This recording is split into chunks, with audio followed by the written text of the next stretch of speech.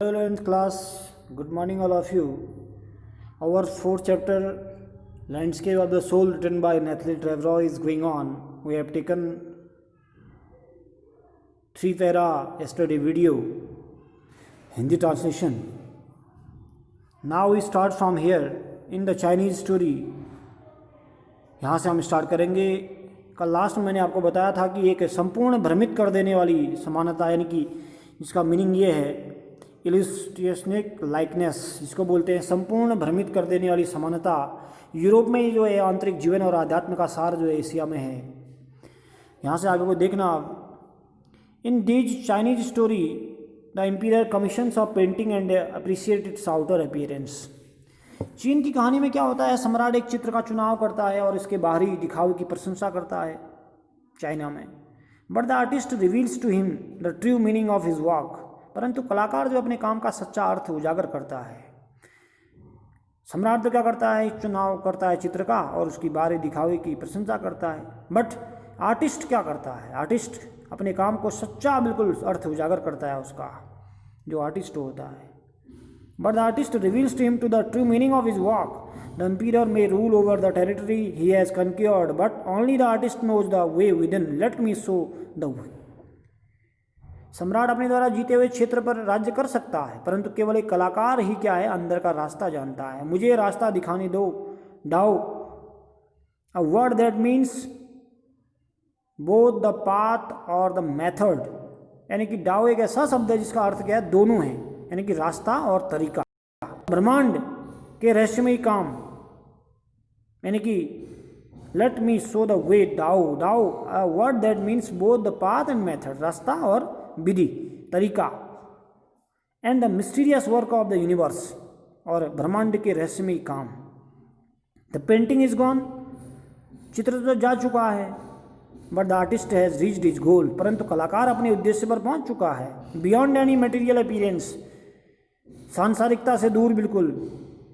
Material appearance जिसको बोलते हैं, यानी कलाकार अपने उद्देश्य पर पहुंच चुका है और बिल्कुल सांसारिकता से दूर जिसको कहा गया है, कलाकार के बारे में ये चीज़ें बताई गई है. क्या होता है, a classical Chinese landscape is not mean to the reproduce an actual view.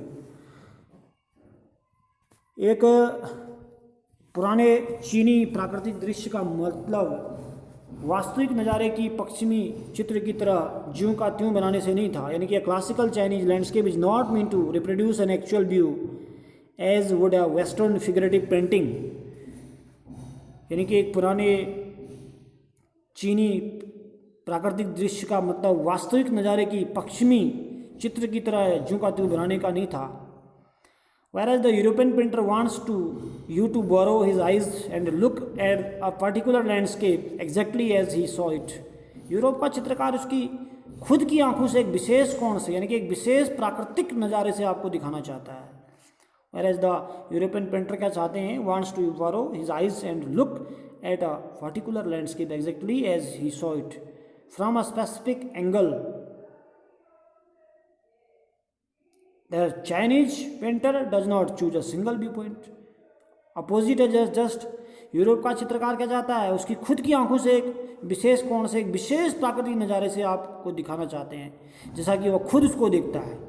लेकिन जबकि चीनी कलाकार का दृष्टिकोण केवल एक दृष्टिकोण नहीं अपनाता चाइनीज जो पेंटर होता है. यूरोपियन पेंटर की अलग बात है, वो चाहते हैं कि उसकी खुद की आंखों से एक विशेष कोण से आप उस चित्र को देखें, नज़ारे को आपको दिखाना चाहता है जैसा कि वो खुद उसको देखता है. लेकिन इसके अपोज में क्या है, the Chinese painter does not choose a single view point. जो चाइना का कलाकार होता है केवल एक दृष्टिकोण नहीं अपनाता वो. His landscape is not a real one and you can enter it from any point. कहते हैं कि उसका प्राकृतिक दृश्य वास्तविक नहीं है और आप इसमें किसी भी तरह से घुस सकते हैं चाइनीज पेंटर के पेंटिंग में. His landscape is not a real one and you can enter it from any point then travel in it. तब इसमें घूम सकते हो आप, पूरे पेंटिंग में घूम सकते हो का मतलब पाँव से नहीं चलना, उसमें नज़र से देखना उसको, eyes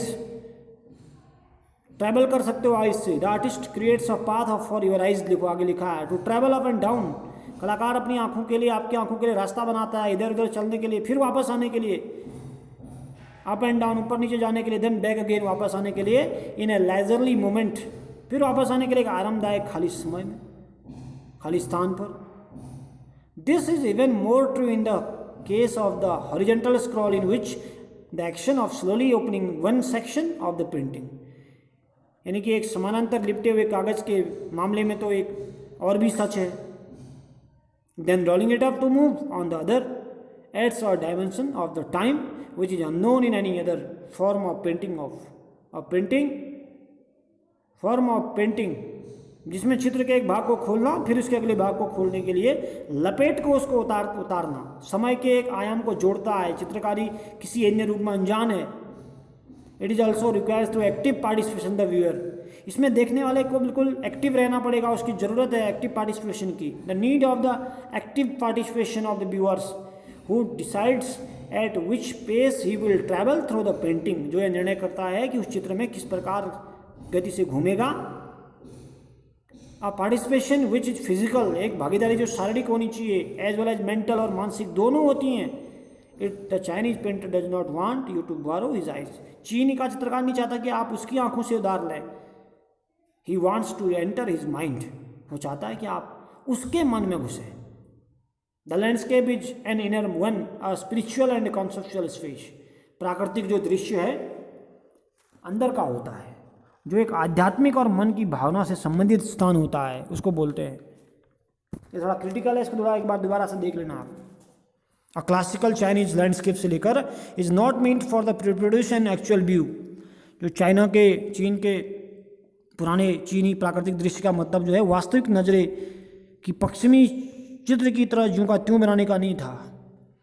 as would a western figurative painting where as the European painter wants to borrow his eyes, Europe के पेंटर क्या चाहते हैं कि आप उनकी नज़रों से देखें, जैसा उन्होंने देखा है, exactly as he show it, जैसा उन्होंने देखा है इसको वैसे ही देखें आप इसको, ऐसा सोचते हैं कौन? European painter. लेकिन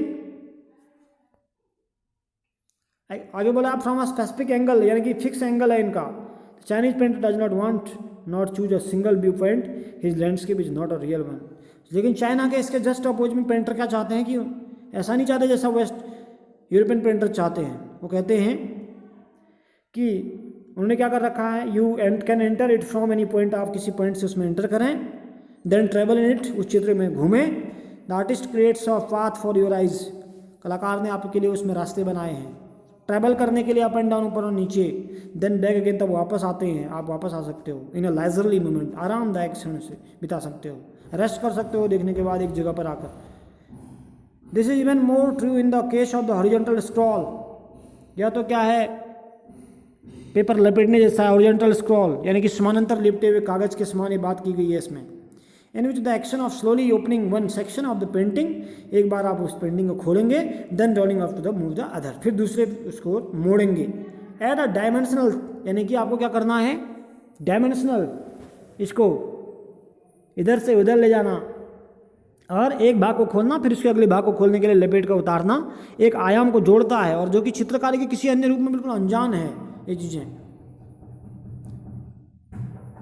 it also requires the active participation of the viewers, यानी कि एक्टिव पार्टिसिपेशन होना बहुत ज़्यादा जरूरी है व्यूअर्स के लिए, ऐसा बोला गया उसमें। Through the painting of participation which is physical as well as mental, दोनों तरीके का होना चाहिए, physical as well as mental भी होना चाहिए। Chinese painter does not want to borrow his eyes, Chinese के पेंटर ही नहीं चाहते कि आप उनकी आंखों से देखें, आप खुद की आंखों से देखें। He wants to enter his mind, आप उसके दिमाग में घुसें। The landscape is an inner one spiritual conceptual space, क्योंकि उसमें क्या बना हुआ है, कॉन्सेप्चुअल स्पेस बना हुआ है, यानी कि जो सार्वभौमिक सत्य है, स्पेस है, वो बना हुआ है, उस चीज़ को देखें कहते हैं। इधर तक आपको देखना है, कल नेक्स्ट वीडियो में फिर आपको इसमें आगे पढ़ाएंगे, ठीक है ना। वर्ड मीनिंग आप वर्ड मीनिंग की कॉपी में कर रहे हैं।